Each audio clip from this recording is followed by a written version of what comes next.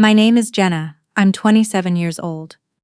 At dinner on a Sunday in February, my mother folded her hands on the table and told me, in the same voice she uses to read the hydro bill, that my brother needed my down payment savings.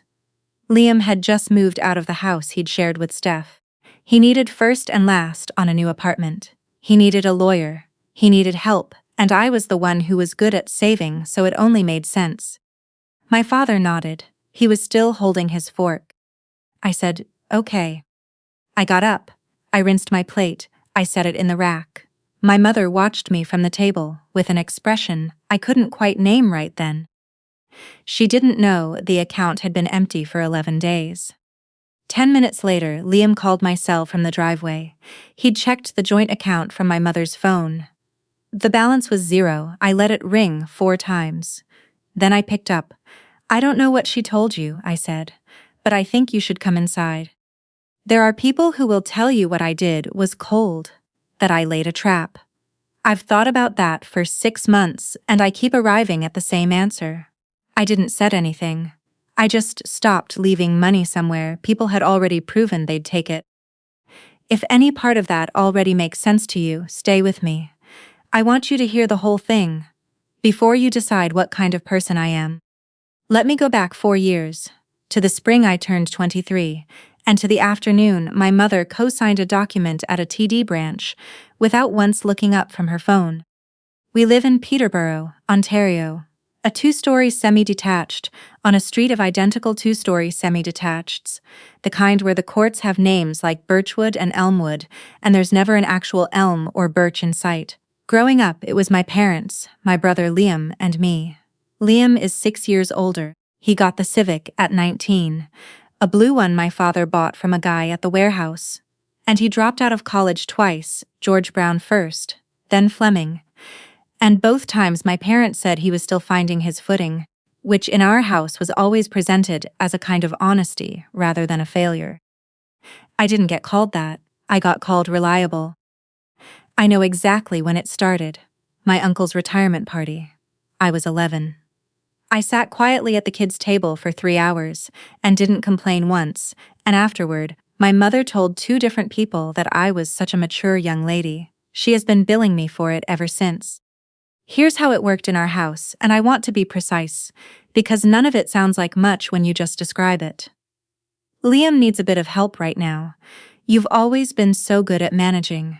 Liam's in a rough patch. You know how to figure things out.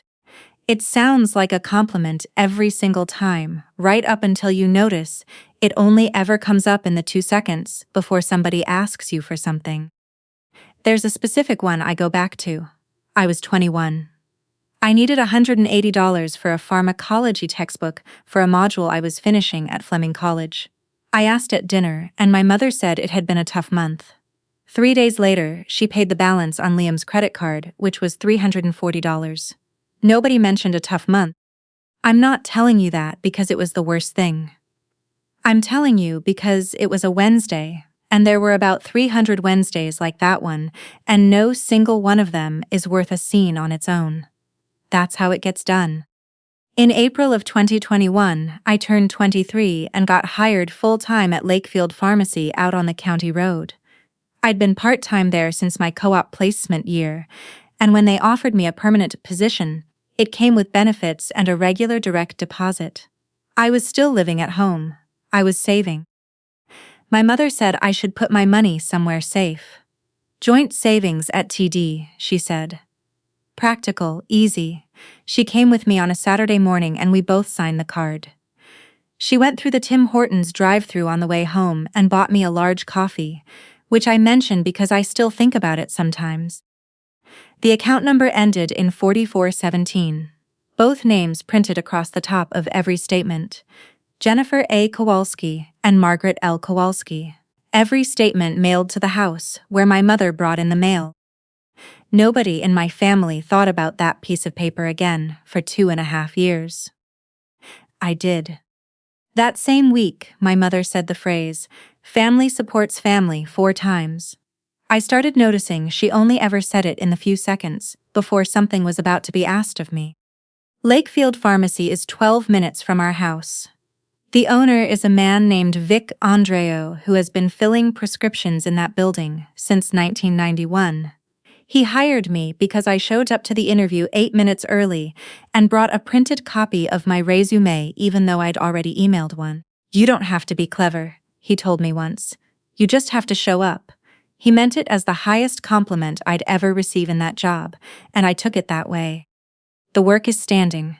It's counting and double-checking and knowing which patient is on what and whether what they're picking up today will interact with what they got last Thursday.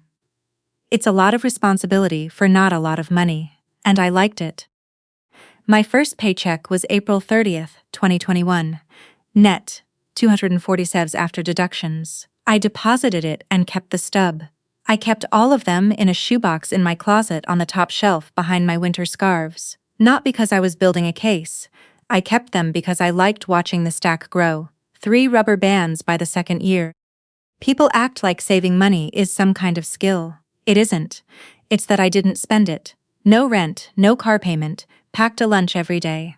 My first full year I put away just under $14,000.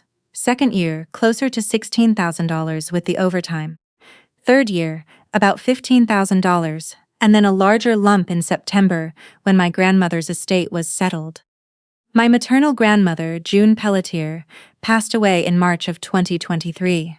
She'd spent her whole life in Peterborough, raised 3 daughters in a house on Aylmer Street, made the best butter tarts in the county, and left behind considerably more than anyone expected. The estate took several months to sort out. In September, I got a call from her solicitor, a man named Walter Finch, whose office is above the shoe repair place on George Street. $12,000. I deposited it into the 4417 account because I didn't know any better, and also because I was 25 and still letting my mother explain things to me in a calm voice and believing her. In November of 2023, Liam and his common-law partner Steph separated.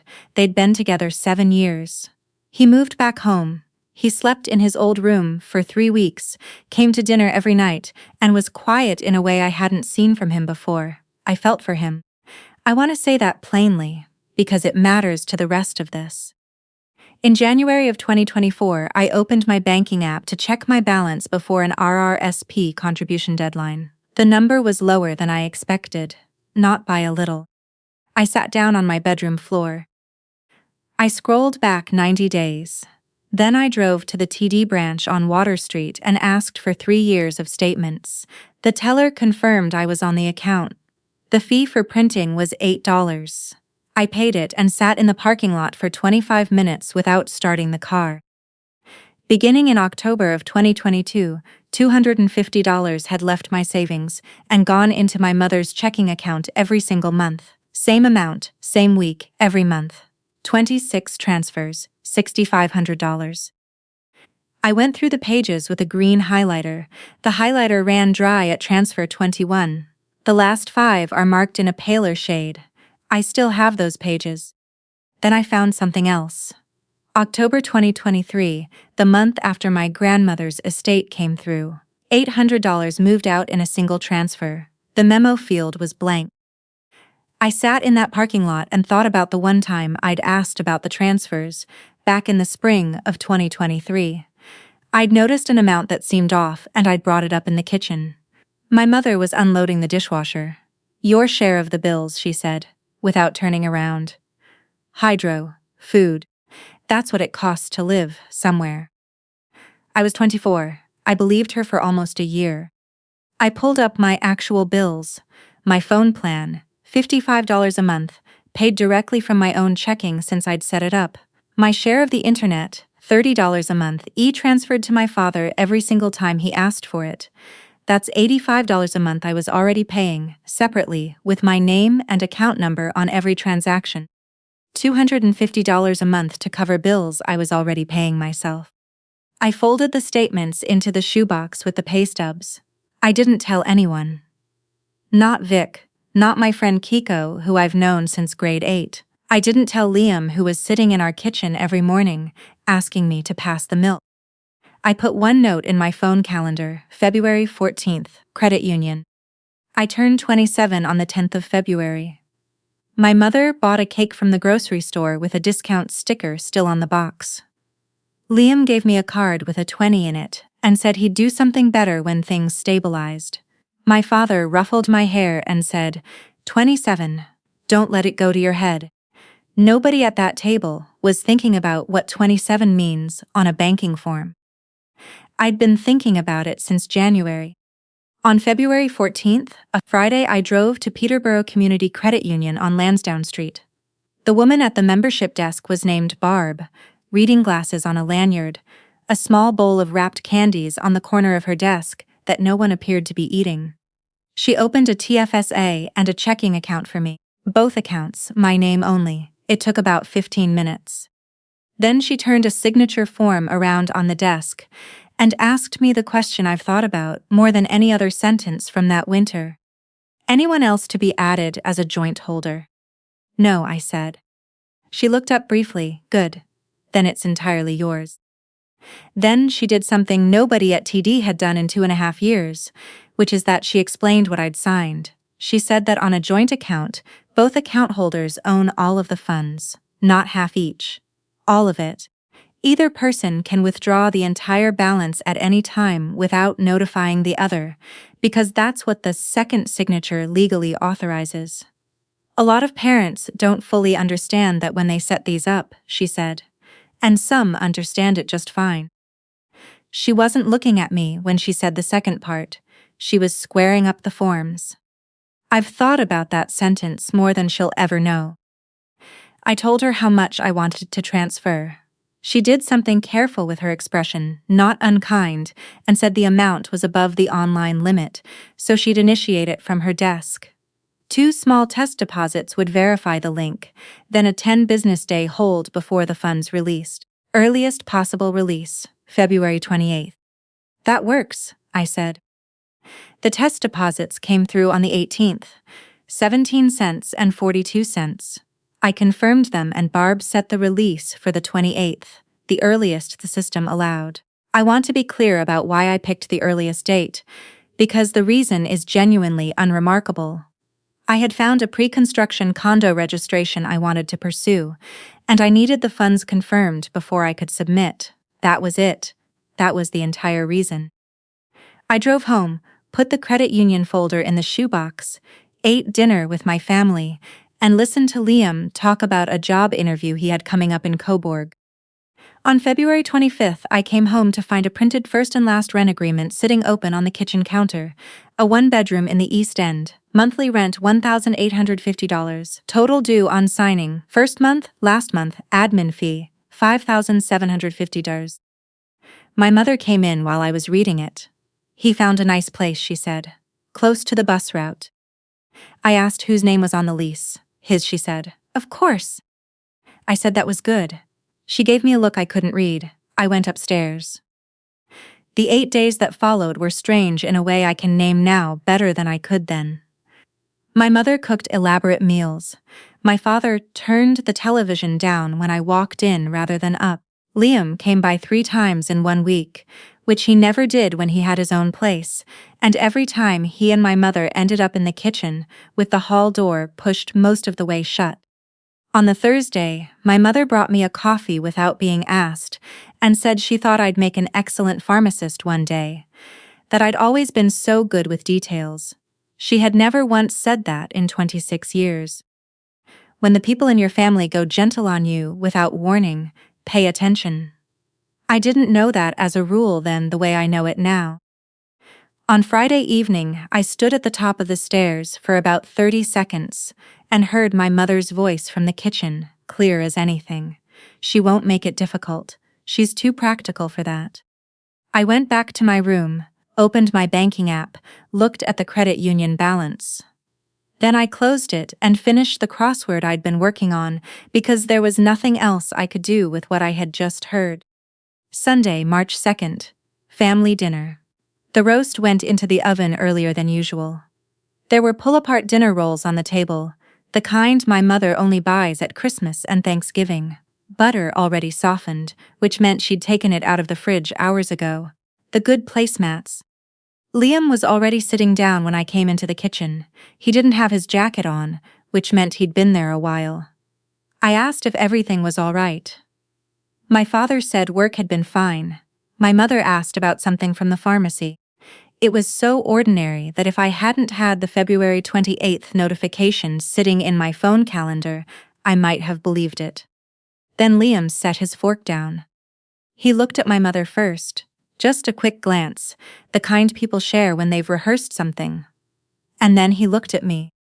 He said the separation had been harder than he'd let on, that he was behind on everything, that the apartment was a fresh start, but he needed help making it work.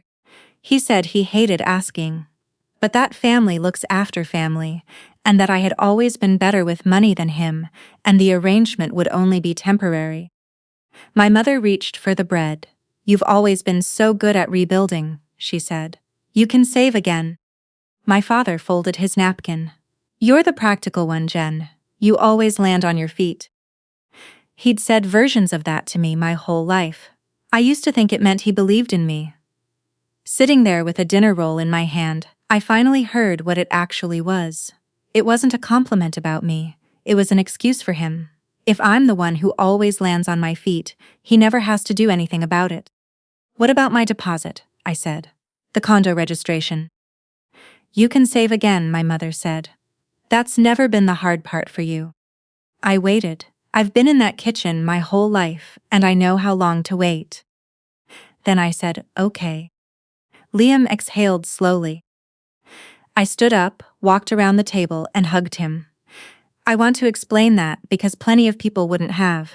It wasn't strategy, it wasn't some cold performance. My brother had just come out of 7 years with someone, and he'd been quiet for 3 months in a way that was new for him, and the being scared was the only true thing at that table.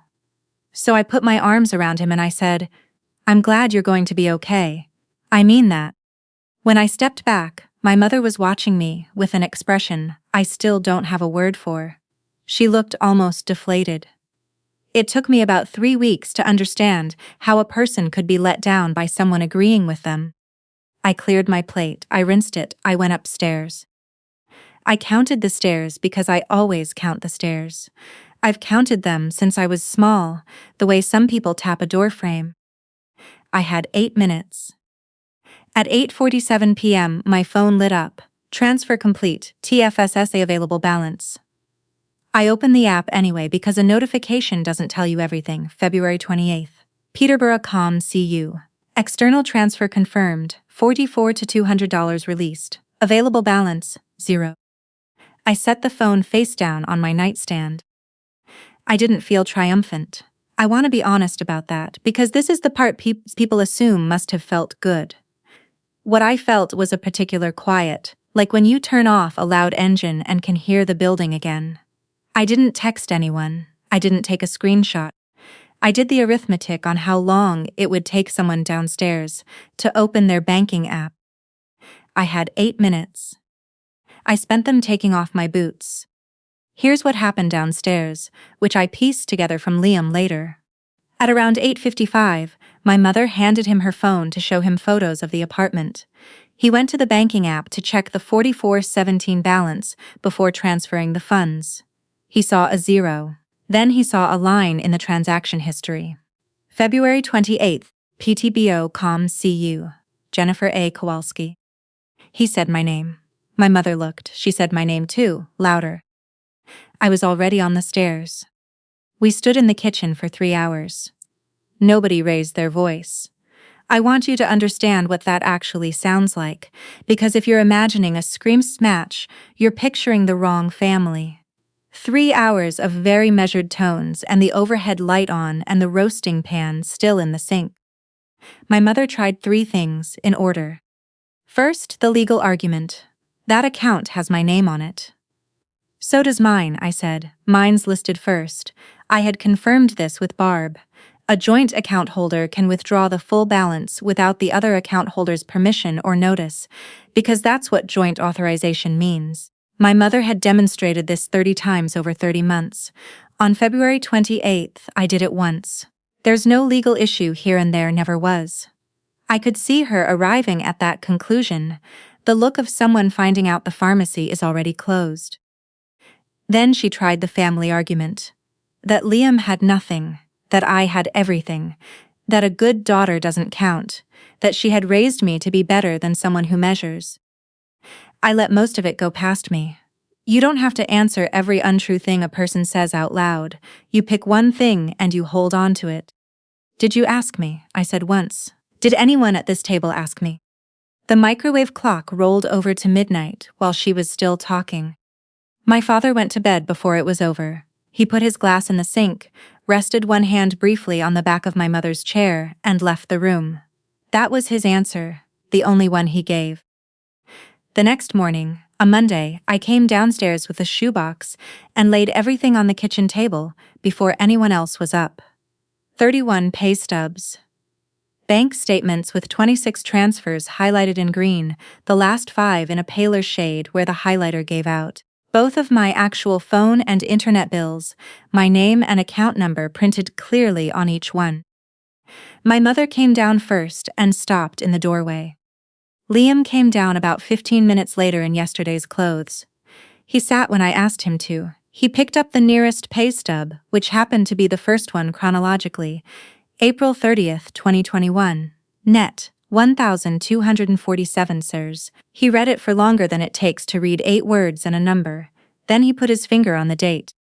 You just finished your placement year, he said. Yeah, first full paycheck. He set it down. He didn't pick up a second one. I've thought about that a lot, that he got exactly 1 stub deep before he couldn't go further.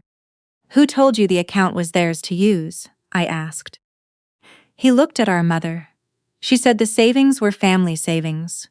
That I was living at home and contributing was the right thing. So I put both bills on the table, real bills, my name, my account number, the amounts. $85 a month I had been paying separately and directly the entire time. Mom, Liam held one of the bills. Did she pay her own bills separately? That's not the point, my mother said.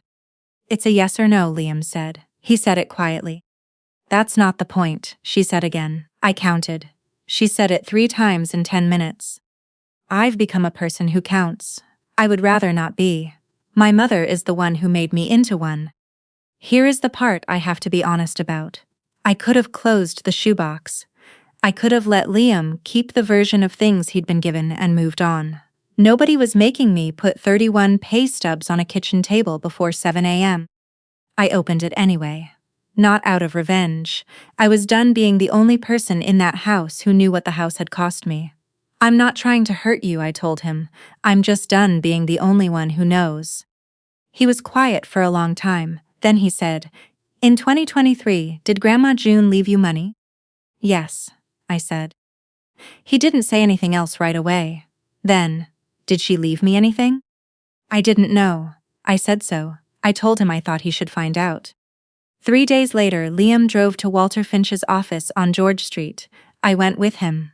Walter confirmed what the will said, equal shares to both of my grandmother's eldest grandchildren, $12,000 each. Liam's portion had been sent to our mother to pass along, because he hadn't had a stable address that summer.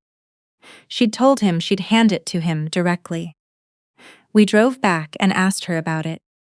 She had an answer. It went into the family, she said. The roof needed work, the furnace inspection. Everyone benefited. Liam looked at the kitchen floor.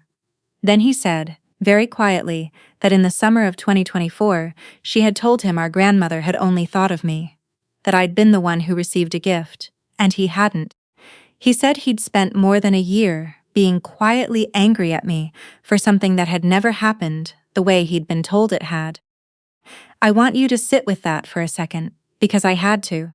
For 2 years, I'd noticed that Liam had gone cool toward me. Little remarks about who got things easy, who didn't have to try as hard. I assumed he'd found out about my inheritance and resented me for it.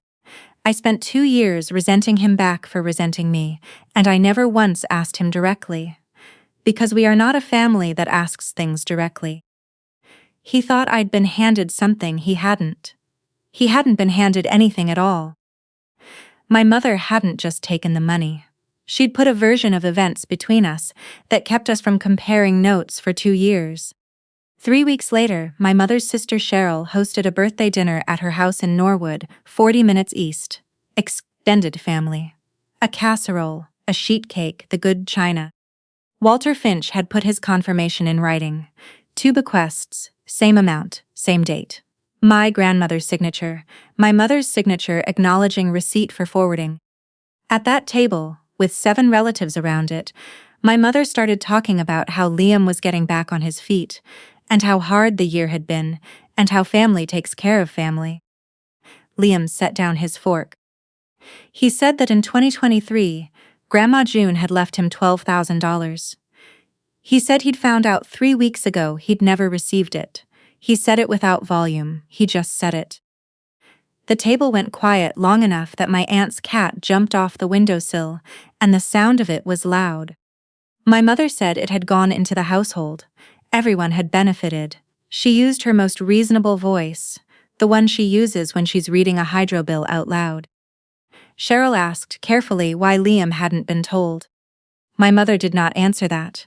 An explanation that accounts for the money stops working the moment you add the silence that surrounded it. I said 4 sentences. I've worked since I was 23. I have every pay stub. There were 26 transfers out of my savings that I never agreed to. Then I said the last part directly to my mother. I didn't take anything from anyone. I just stopped keeping it somewhere you could reach it. My father stood up before I'd finished. He thanked Cheryl for the meal. He picked up his jacket from the back of the chair. He walked out to the driveway. Started the car, sat there with the engine running. My mother came out 4 minutes later. He waited for her. They left together. That image is the one I come back to when I'm trying to fall asleep. My father, who knew about the transfers for 30 months, who'd nodded at that Sunday dinner table and called me the practical one. Sitting in a running car in his sister-in-law's driveway, with his hands on the wheel, waiting for his wife. He waited. He always waits. That's been his answer to everything for as long as I can remember. Later, when the dishes were done and it was just me and Cheryl stacking chairs in the kitchen, she set one down and held the back of it.